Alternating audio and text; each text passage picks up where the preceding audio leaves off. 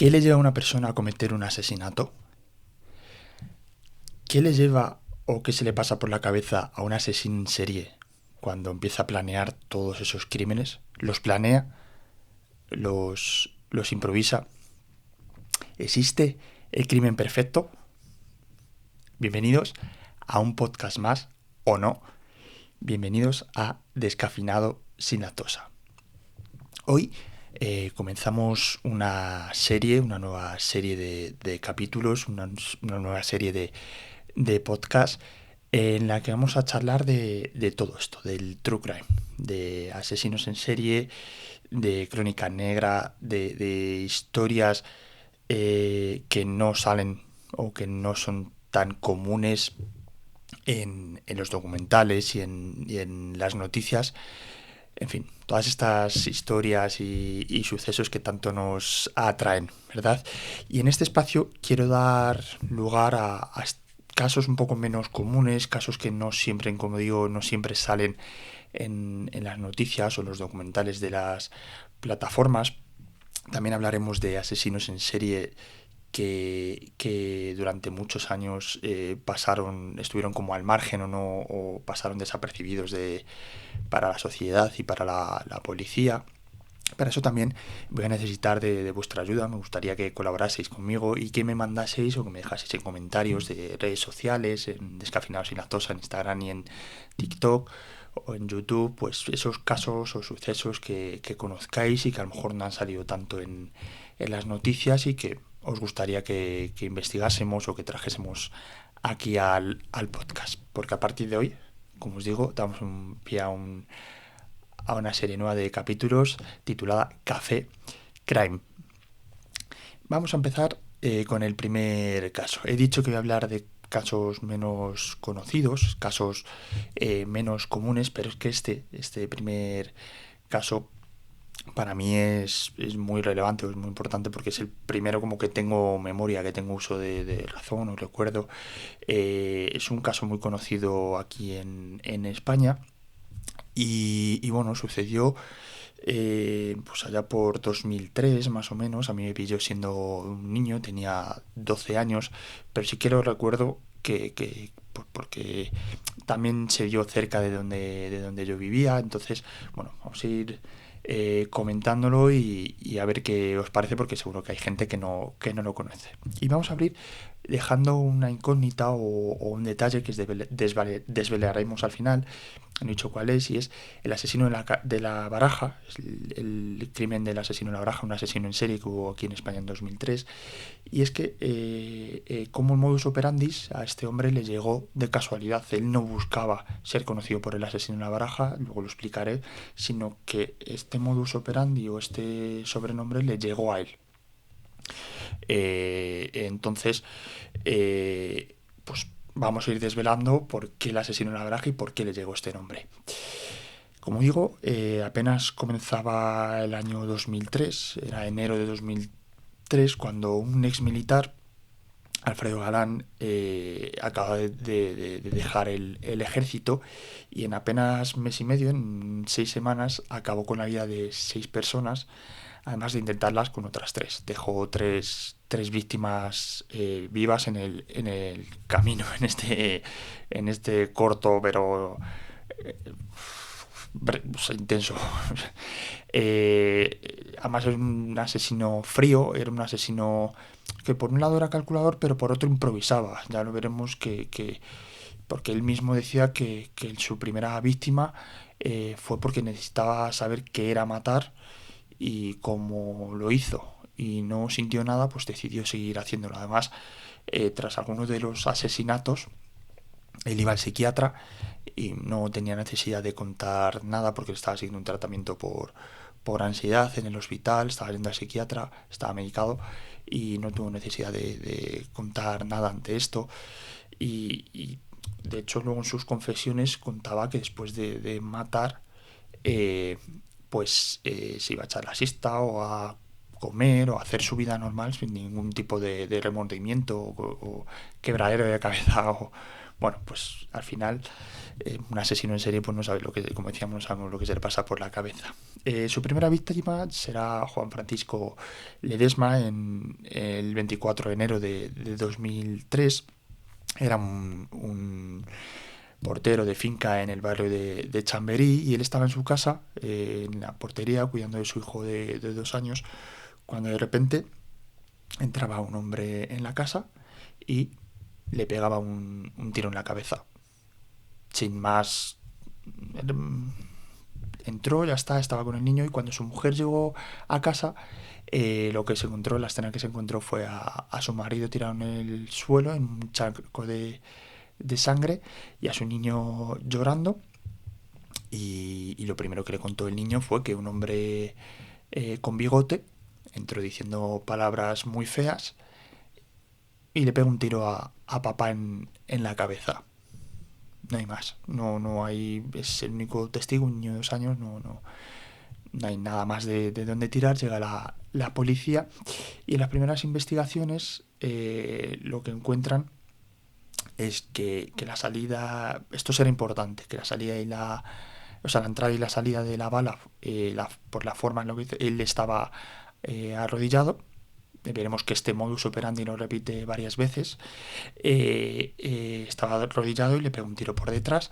Y además lo único que encontraron fue un casquillo de la bala, y luego también encontraron la bala, que son de un calibre muy especial, de una pistola muy especial, después la desvelaremos, que será clave para unir todos los crímenes y saber que se trata de un asesino en serie. Después de esto piensan en los móviles. Hay dos móviles por el que puede haber sido asesinado este hombre. En primer lugar, en esa misma finca, en ese mismo edificio, en 1995, hubo un asesinato a puñaladas de una mujer, por lo que la posibilidad de una posible venganza, porque él estuvo presente, o sea, él vio, fue testigo de este asesinato, conocía a la mujer asesinada, conocía a la asesina, entonces pues podía ser, pero bueno, esta idea se le descartó rápido porque bueno, fue hace muchos años y no tenía cabida. Y el segundo crimen sí que tenía más posibilidades, era un asesinato pasional, un crimen pasional, ya que según pudieron comprobar y fueron investigando, Juan Francisco Ledesma podía serle infiel a su pareja. Entonces, pues a lo mejor por ahí podían venir los tiros, porque además averiguaron que le podía estar siendo infiel, o que él podía tener una doble vida, porque encontraron fotos de mujeres en ropa íntima o en lencería dentro de la vivienda, y esas fotos además fueron tomadas en la propia vivienda. Y seguían las investigaciones cuando unos 10 días más o menos después, el 5 de febrero, llegaba el segundo crimen, el segundo asesinato, en el distrito madrileño de Alameda de Osuna, que pertenece a Barajas. Además está bastante lejos de Chamberí, está como al noroeste de Madrid. Chamberí está en el centro. Un conductor de autobuses está haciendo su ronda nocturna, cuando de repente pues ve a un hombre junto a un árbol, aparentemente tirado. Bueno, pues se baja para ayudarle a ver qué le puede haber pasado, y cuando se acerca se encuentra que está muerto. La víctima, Juan Carlos Estacio, un chico de 28 años que trabajaba en el aeropuerto de Barajas. Ya te digo que Alameda de Osuna está muy cerca de Barajas, pertenece a Barajas además. Como digo, trabajaba allí, y estaba muerto por un disparo en la cabeza, igual que el primer asesinato. Pudieron encontrar que por la forma en la que estaba colocada en el árbol y porque tenía marcas en las rodillas, también estaba puesto de rodillas. Entonces ya vemos como un mismo patrón. Además, este crimen será clave porque es la primera vez en la que aparece una carta, un naipé, concretamente el as de copas. Aquí a partir de aquí es cuando a este, más adelante, porque todavía no se sabe, pero se le empieza a llamar como el asesino de la baraja. Alfredo, aquí además hubo un fallo garrafal, porque los servicios de la limpieza pasaron por allí regaron lo típico esto con las mangueras, limpiaron la zona, entonces limpiaron de posibles huellas o posibles rastros que se pudiesen haber encontrado para tirar de un hilo y a ver de dónde puede haber surgido quién puede haber sido el asesino o dejar alguna huella. Eh, pero sí que investigando o viendo por allí los policías, los peritos, se pudieron encontrar casi de manera fortuita la esquila de la bala. La esquila, que es una piececita de metal muy chiquitita que da mucha información, porque puede decirte qué tipo de bala es, qué tipo de pistola. Entonces, como digo, casi de manera fortuita, con mucha suerte, pues se encontraron esto y gracias a esto pudieron ir atando cabos con los otros crímenes. Pero tampoco dio mucho tiempo a investigar porque ese mismo día, el 5 de febrero, esto fue de madrugada, se dio otro asesinato en la zona, en el barrio de, bueno, en el barrio, en el pueblo de Alcalá de Henares, bastante lejos de Alameda de Osuna y del barrio de Chamberí, en el pueblo de Alcalá de Henares. Alfredo Galán estaba paseando por allí, serían las 4 de la tarde más o menos. Alfredo Galán estaba paseando por allí, decidió entrar en un bar y acabar con la vida de dos personas e intentarlo con una tercera. Era la primera vez que dejaba una víctima. O sea, una víctima, una testigo. La primera víctima entraría, sería el hijo de la dueña, sería Miquel Jiménez, y le pegó un tiro en la cabeza, como digo, pues de la misma forma que los anteriores. En este caso, como estaba en un bar, no le pudo arrodillar.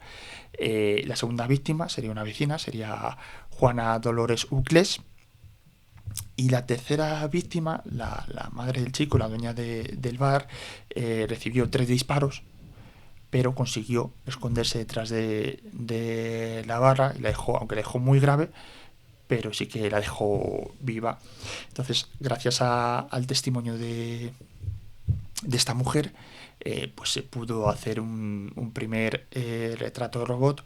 Lo que pasa que en esta ocasión, cuando describe al asesino, no habla de bigote. El niño del primer asesinato sí que habló de que tenía bigote, en este caso no.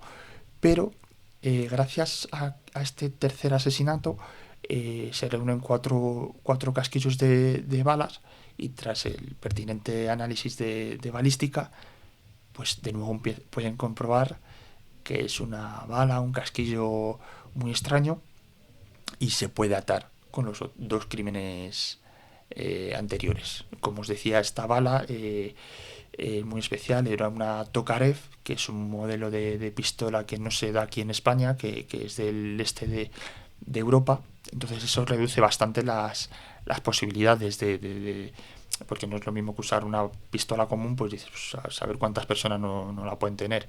En este caso, ya hay un hilo donde tirar, porque ya encontramos 3 asesinos, o sea, 3 asesinatos con el mismo tipo de bala, que es muy extraña.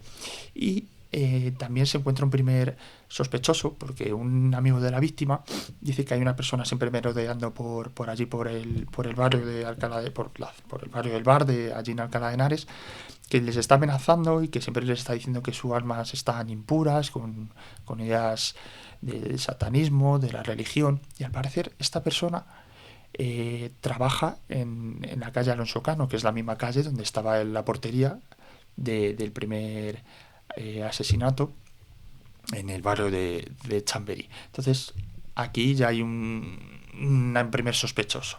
Unos días después llegaría la cuarta y quinta víctima, en la avenida Viñuelas, en la población de Tres Cantos, bastante lejos de Alcalá de Henares, de Chamberí. Esto es en la zona norte de Madrid.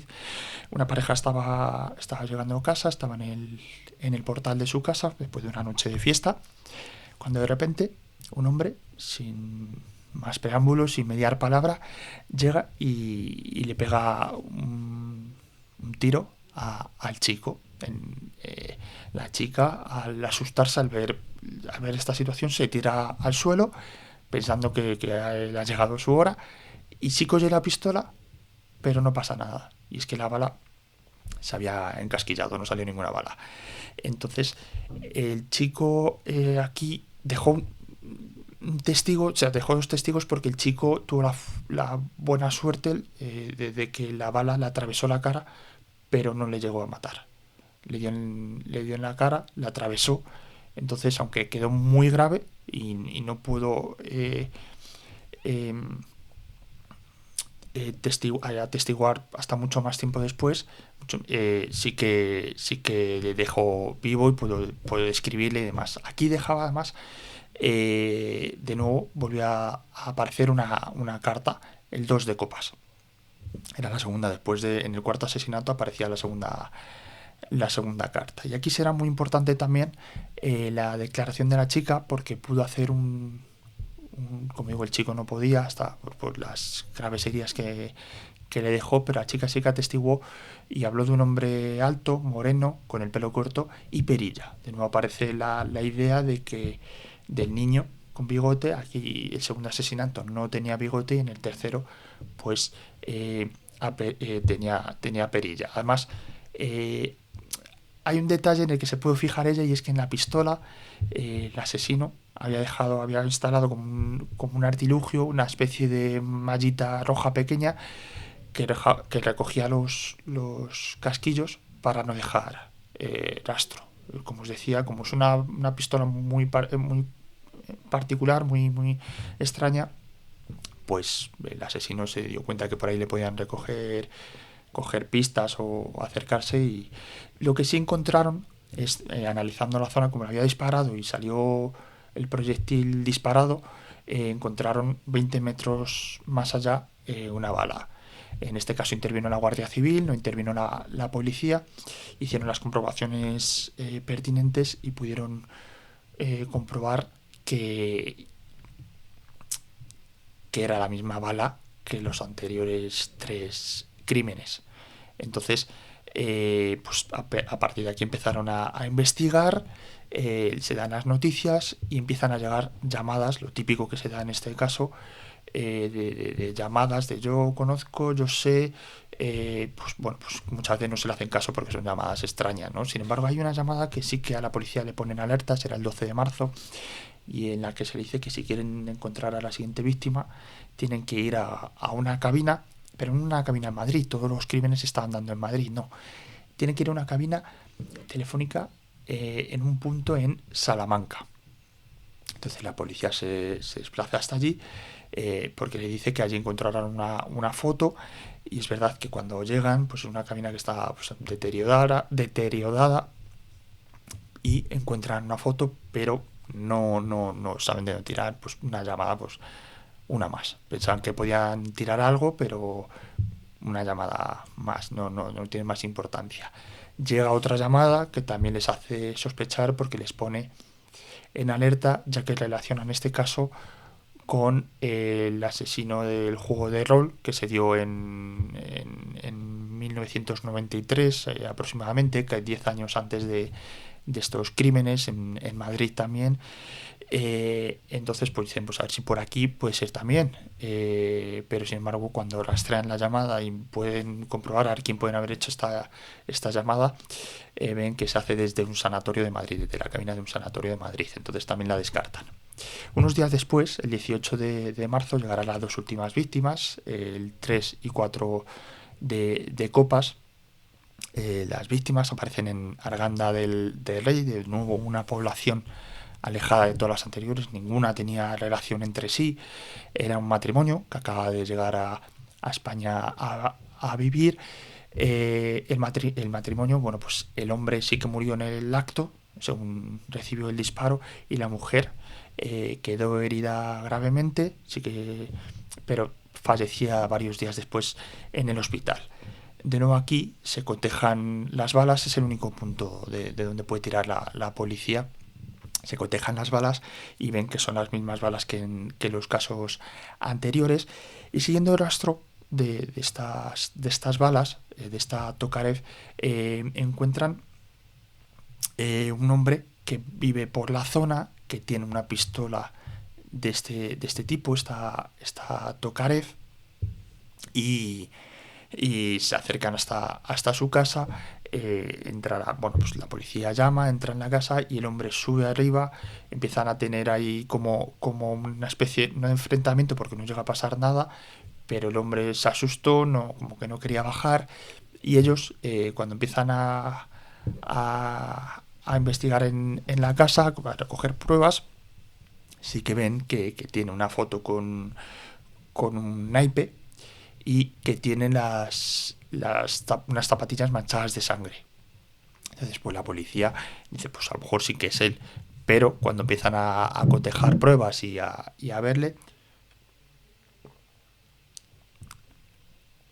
pues ven que tiene coartada para los asesinatos. Entonces le descartan.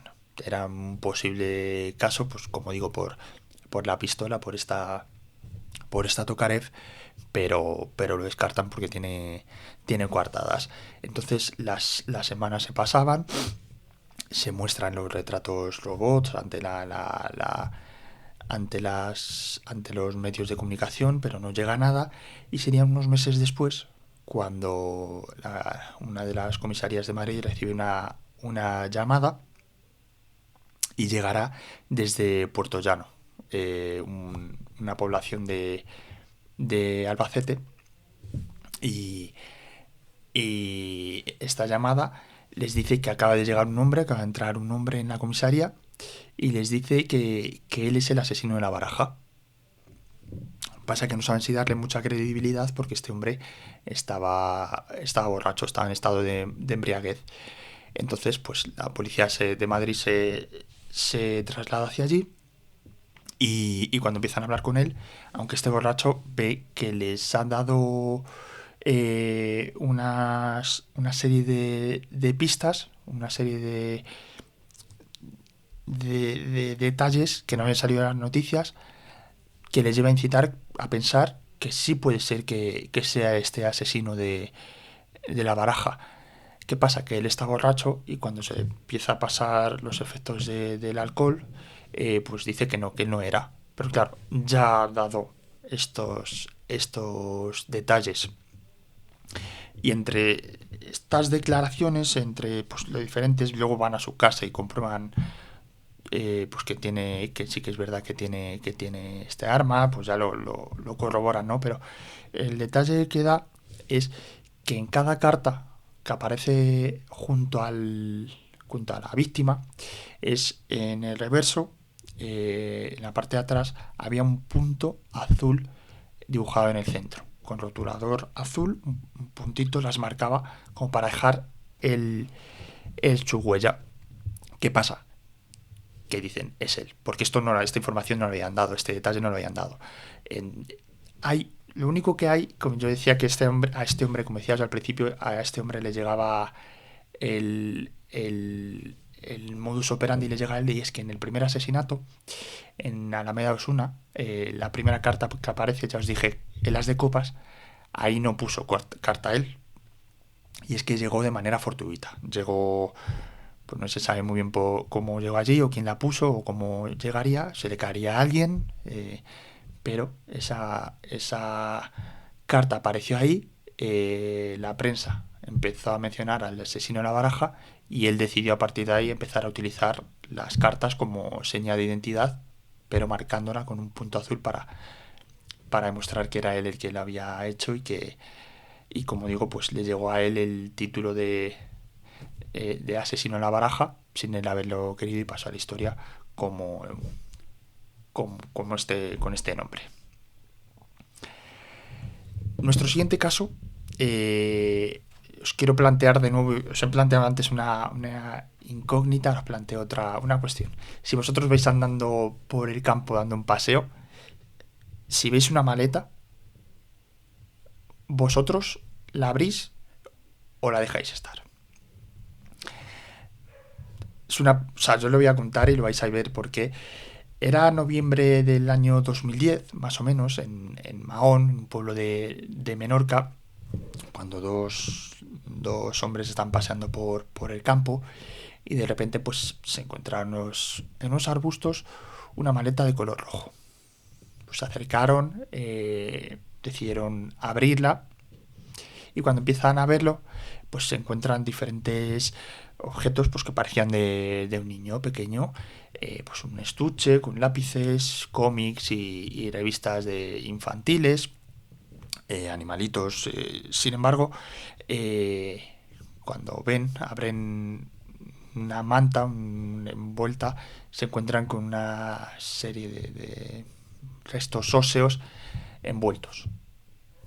Pues hombre, no es lo que te esperas encontrar en una maleta en medio del campo. Llaman a la policía, se presenta allí y comienzan las primeras pruebas. Llega el forense y el forense lo que determina en estas primeras investigaciones es que la ropa que había dentro podía pertenecer a un niño entre 10 y 12 años más o menos.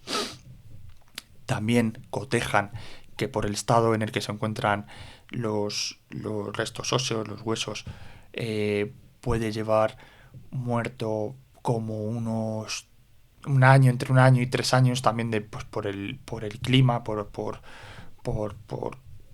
el estado de conservación, también perteneciente a un niño de 10 12 años, entre pues eso, que lleva muerto entre 1 y 3 años.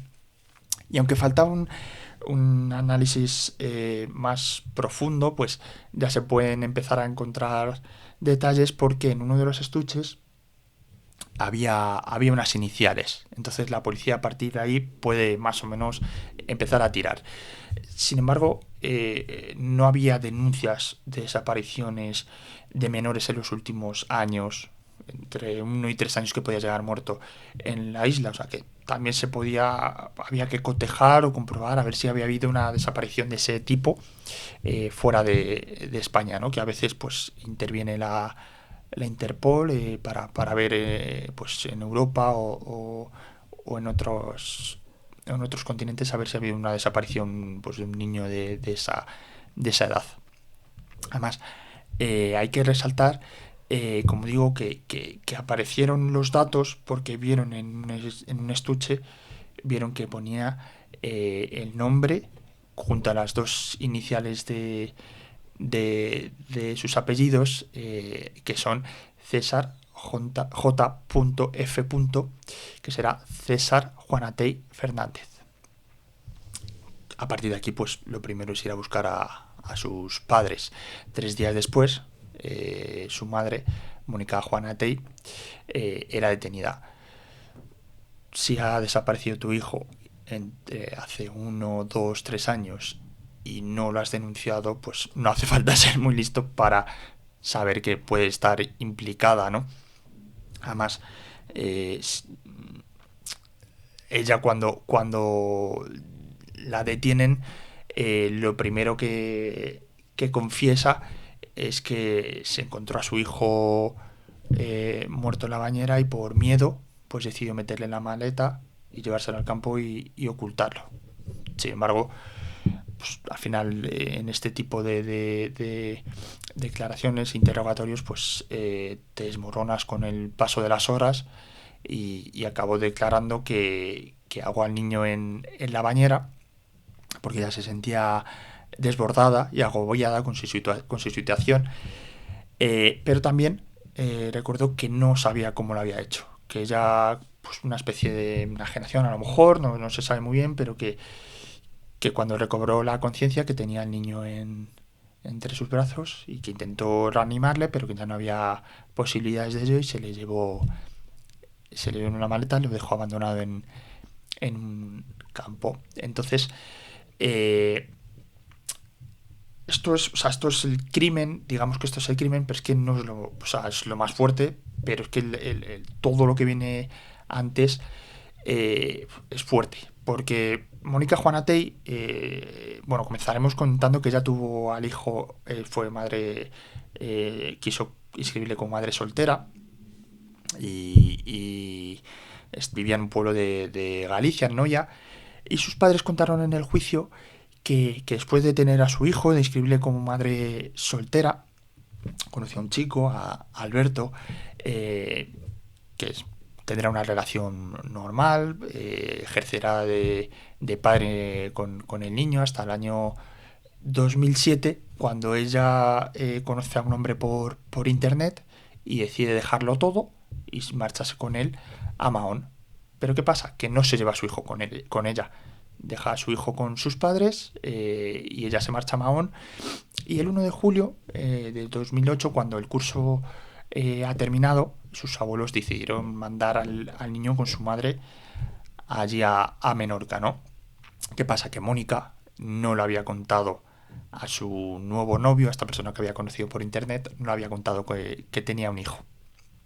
Entonces, cuando el niño llega allí, ella lo que le cuenta a él es que su sobrino va a venir a pasar unos días con ellos.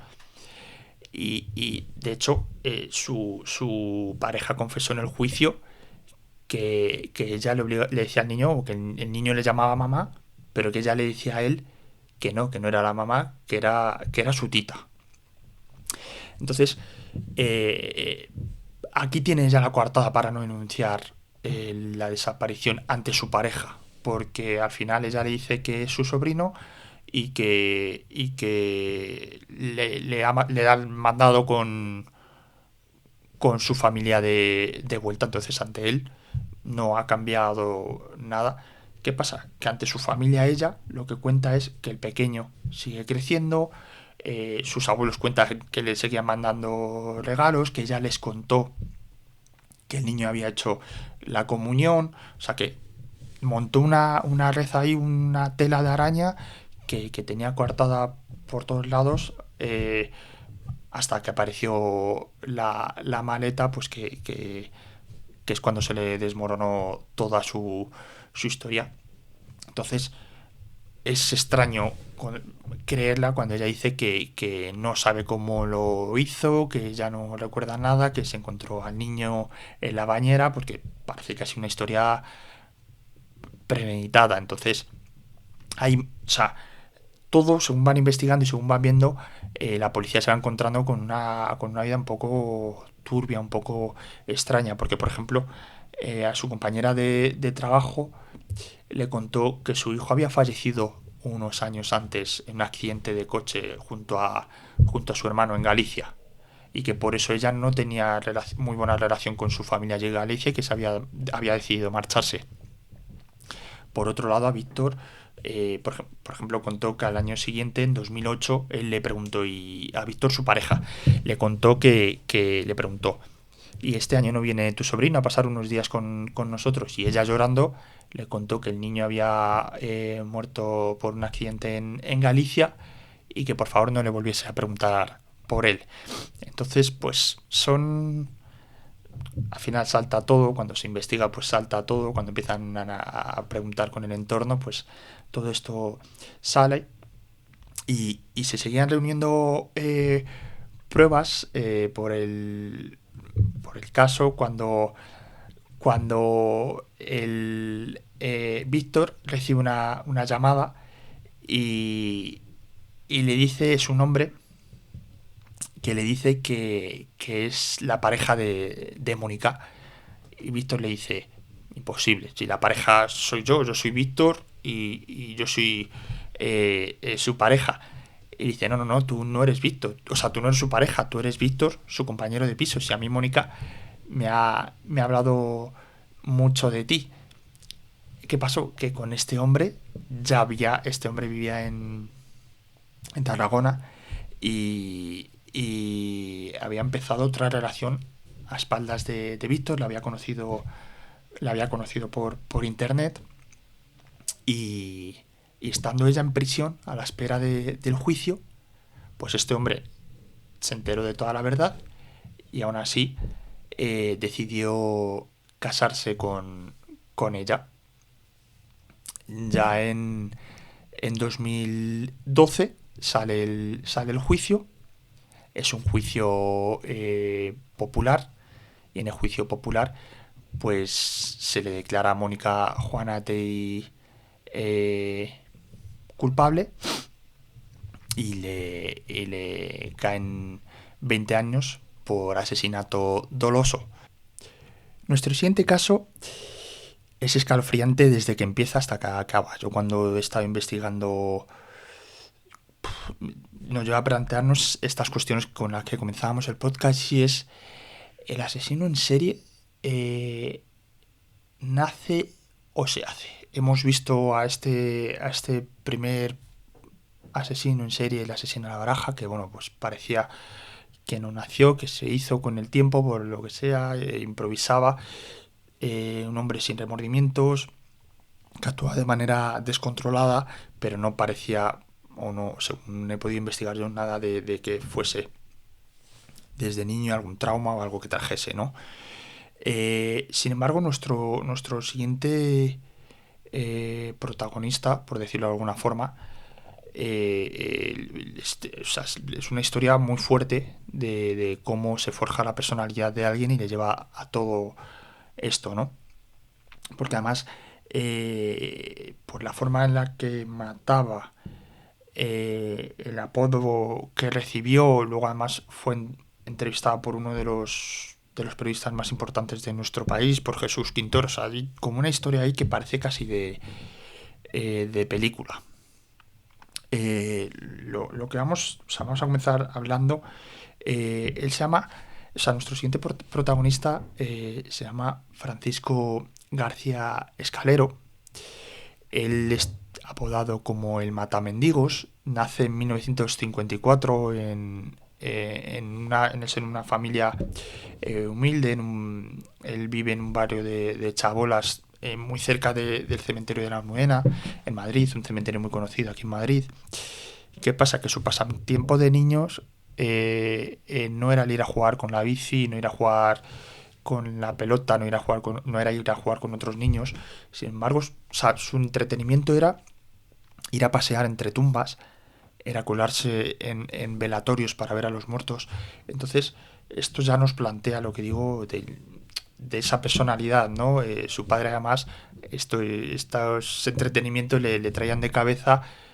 ¿Qué pasa? Que en esa época, pues el padre lo que hacía era pegarle palizas para que se le quitase esa idea, esa sesión que le traía loco. Y quizás, pues, la metodología no era la más apropiada porque a él no le ayudaba. Sin embargo, o sea, sí que le empeoraba porque le llevó a intentar tirarse a los coches para suicidarse en varias ocasiones, ¿no? Entonces, según él va creciendo, pues la cosa iba a ir a peor. Sus entretenimientos seguían siendo cerca de este cementerio de la Almudena, pero lo que empieza a hacer es ir a ver a las parejas allí que iban pues, a hacer sus cosas y mientras les espiaba y se masturbaba compulsivamente, ¿no? Entonces aquí ya empezamos a ver ciertos rasgos pues un poco traumáticos. Además, pronto ingresaría en un psiquiátrico y tras varios hurtos y robos acaban en un centro de menores y al salir con 20 años llegaría a su primer crimen grave porque junto a otros compañeros serían a por una pareja, le robarían y abusarían de la chica. Aquí por este ataque, por esta violación, le caerían 12 años, estaría 12 años entre rejas. ¿Qué pasa? Que el estar en la cárcel estos 12 años sigue agravando su situación. Porque según por ejemplo contaban, pues le gustaba reunir animales muertos alrededor suya, tenía comentarios pues extraños y cuando sale de la cárcel, además las cárceles en esa época en España pues no están de lo mejor acondicionadas, por decirlo así, a salir de la cárcel pues él empieza a beber compulsivamente, empieza a tomar drogas que no se sabe si ya las tomaba en la cárcel, pues como heroína, cocaína, junto a pastillas psicotrópicas como el Roinol, pues probablemente para toda esa depresión y ansiedad que acarreaba, ¿no?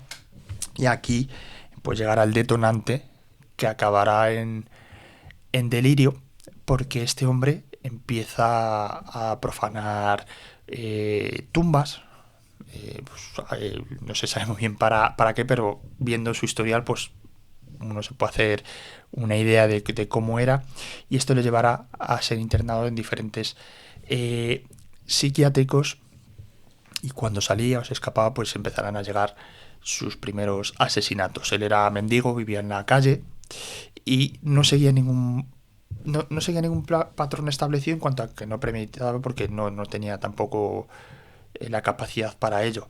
Lo que sí que pues lo hacía de manera muy brutal, pues a base de cuchilladas, de decapitaciones, carbonizaba a las víctimas, y será en 1987, cuando él tiene 33 años, cuando aparece su primera víctima, la primera que luego él reconocerá, una mujer que era prostituta y toxicómana, y de la que probablemente pues abusase también, y aparece a las afueras de Madrid, decapitada y carbonizada. Ya os decía que la hacía de manera muy brutal, y después de este primer caso, de esta primera mujer, pues aparecerán muchas más, que serían las que él confesase, porque en total hasta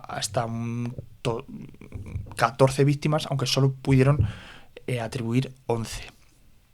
Aparece un mendigo decapitado, otro que aparecía con la cabeza casi decapitada y con las yemas de los dedos amputadas, a otro le amputó el pene estando vivo y después le carbonizaría. Algunos de ellos, todo esto que lo contaría él en el juicio, algunos de ellos les mataba a base de golpes en la cabeza, hasta reventárselas, y luego los tiraba a un pozo.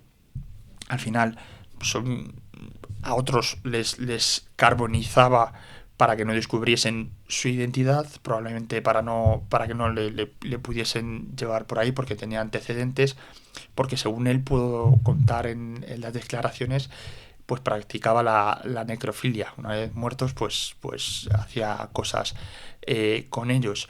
Y él, aunque decimos no improvisaba, lo hacía en el momento porque oía voces, él tenía como dos lugares donde se le iba a llevar estos crímenes. Uno era en los alrededores del cementerio de la Almudena, que ya decíamos que se crió ahí, que tiene ahí su trauma, y otro era la iglesia de Santa Gema, en Arturo Soria, una calle de aquí muy famosa en Madrid, donde alejó la cabeza o los cuerpos de algunas de sus víctimas.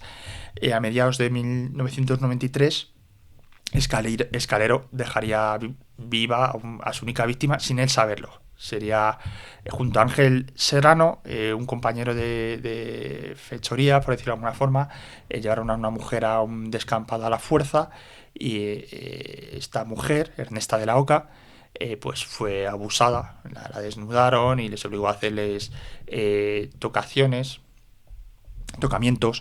y sería testigo luego en el juicio. Y después, unos días después de esta agresión a Ernesta de la Oca, pues acabó con su compañero, con Ángel Serrano, a quien apodaban Rubio. O sea, que ya les digo que no tenía un patrón o seguía. 1993 sería fuerte para este hombre, porque unos meses después aparecía un hombre calcinado.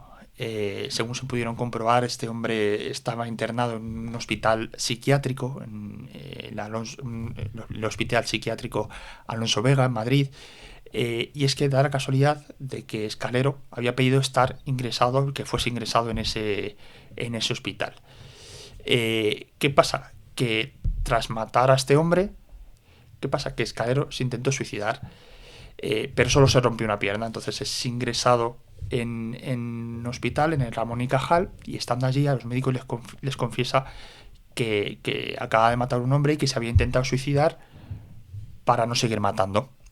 Entonces llaman a la policía, dan la bola de alarma a la policía, y cuando llegan allí y hablan con él, pues empiezan a desenterrar todo lo que había hecho.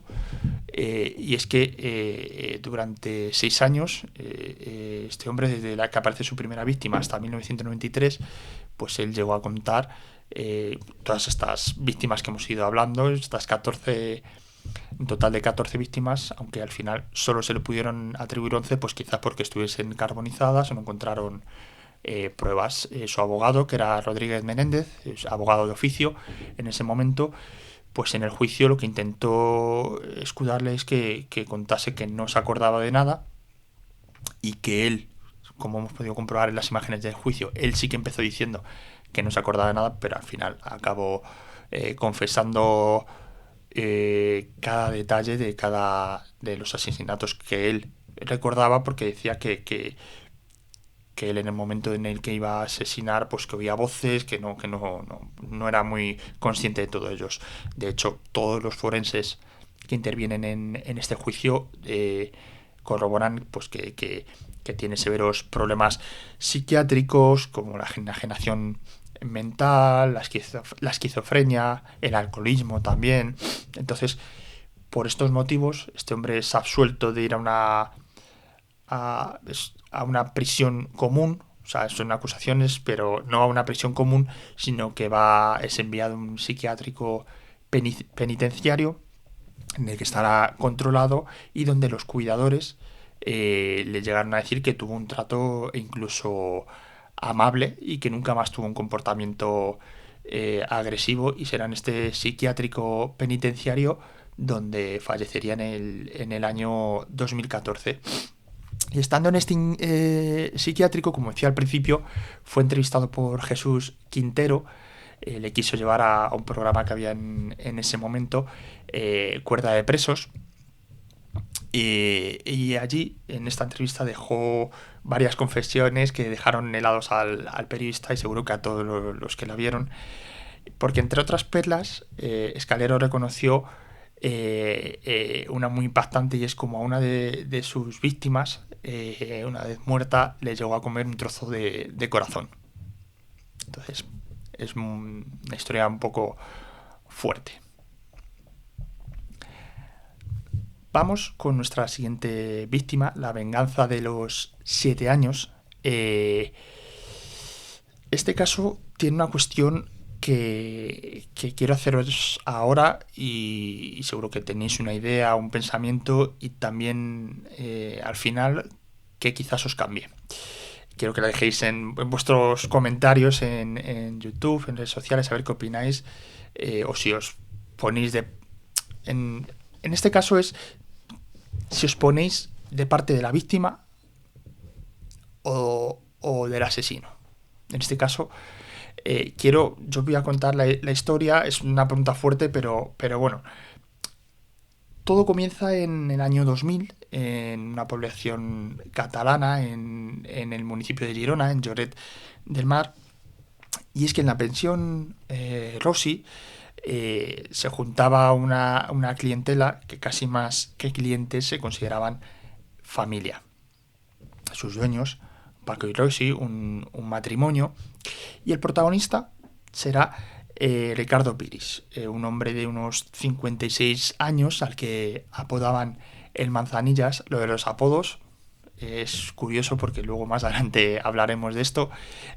Solía frecuentar casi a diario el bar, aunque él no vivía en Lloret de Mar, pero sí que pasaba largas temporadas. Era su segunda residencia. Y este hombre, Ricardo Piris, tenía una pareja, Ana, que no vivía con él allí en Lloret de Mar, vivía en Barcelona, pero bueno, sí que solía visitarle con frecuencia. Pues bien, como digo, este hombre solía frecuentar el bar, y la noche del 27 de agosto, Paco, el dueño de la pensión Rossi, decidiera poner una denuncia porque Ricardo Piris lleva sin ir varios días por allí, por el bar. Están preocupados porque no le ven. Han llamado a su pareja a ver si sabía algo, y esta les dijo que había quedado con él unos días antes y que él no se presentó. Ella vivía en Barcelona, que quedó con él en Barcelona y no se presentó a recogerla. Inmediatamente la policía se presenta en su casa, y desde fuera no ven nada extraño. Sí que está el coche en la puerta de su casa, y para entrar pues la policía tuvo que hacer virguerías para poder entrar, porque por supuesto pues no tenían llaves ni forma de acceder. Y al entrar en la casa todo parecía en orden. Se oía la radio, estaba sonando los 40 principales, no había marcas de violencia, no había marcas de robo, entonces no hay nada extraño. Sin embargo, empiezan a percibir un olor un poco extraño cuando suben a la segunda planta, les empieza a llegar un olor fuerte de la habitación principal y cuando llegan a esta habitación principal, lo que se encuentran ahí los dos policías que se presentaron en su casa fue una escena digna de película gore. Se encontrarán una habitación llena de sangre por todos lados, se encontrarán un hombre tumbado boca abajo, cosido a puñaladas y en estado de descomposición que lleva pues cuando un cuerpo está en estado de descomposición, pues ya sabemos qué pasa, que empiezan a anidar todo tipo de bichos y de microbios. Y según cuenta uno de los policías, la escena era terrible porque parecía incluso que el cuerpo se movía por el estado de descomposición de lo que tenían las heridas, ¿no? El forense, cuando llega el forense, lo que puede llegar a contar en este cuerpo hasta 24 puñaladas, pero sorprendentemente esto no será lo que más les llame la atención, y es que al darle la vuelta, la víctima tenía el pene erecto, que puede ser a causa del rigor mortis, pero tenía un preservativo puesto y usado. Y es que esto deja una idea clara, y es que la víctima en el momento del asesinato pues estaba manteniendo relaciones sexuales. Así que la causa principal, porque bueno, se descarta el asesinato por robo, porque ya hemos dicho que la casa está intacta, que la casa no tiene marcas de ningún tipo. Entonces, por la fuerza y el ensañamiento de las puñaladas, los policías lo que piensan que puede ser un asesinato por celos. Pues a lo mejor una pareja o el marido de una pareja, pues no se sabe muy bien por qué, pero además era muy pronto y en el escenario pues apenas se encuentran pruebas, encuentran algunas huellas que no llevan a ningún sitio, encuentran un vaso de Fanta de limón, pero no cotejan huellas de alguien que a priori esté en el entorno de la víctima. Entonces pues hay que empezar a tirar desde cero. Se empiezan a tomar declaraciones de todas las personas que viven en el entorno, y la primera será su pareja Ana, como es normal, pues al final la persona más cercana, y ella queda totalmente descartada porque cuenta que ella estaba en Barcelona, que había quedado con él, entonces pues su nombre queda descartado. Entre estas declaraciones, entre estas investigaciones, llegará una de un testigo que pide ser testigo protegido porque teme por su integridad. Y en esta declaración cuenta que en la pensión Rossi hay una chica llamada Paloma, y dice que ella pues que tenía la costumbre de flirtear con los hombres que por allí pasaban, aunque estaba casada, y estaba convencida de que esta mujer había tenido algún encuentro con Ricardo. Además, como digo, estaba casada y cuenta que su marido pues, es un hombre fuerte, un hombre grande, y que tiene un carácter fuerte también. Entonces, pues la policía ya tiene unos primeros sospechosos, ya tiene un primer hilo de donde tirar, y todo pasaba por investigar a los clientes de esta pensión Rossi. Además, como decía al principio, a Ricardo Piri le llamaban en Manzanillas, y uno de los mozos contará que la clientela de este bar era muy peculiar porque todo el mundo tenía un mote. Allí el que no le llamaban el cojo le llamaban el ciego. Bueno, pues al final cada uno un apodo en un bar pues donde se conoce todo el mundo. Y también, según contaban los propios clientes, como que todo el mundo tenía relaciones de algún modo con otros. Todos ahí estaban liados entre sí.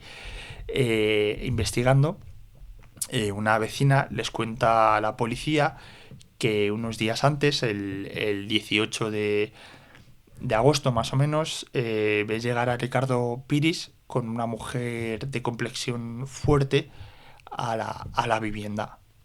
Entonces, pues ya sí que la policía ya empieza a encontrar cosas, tienen otra persona de donde tirar.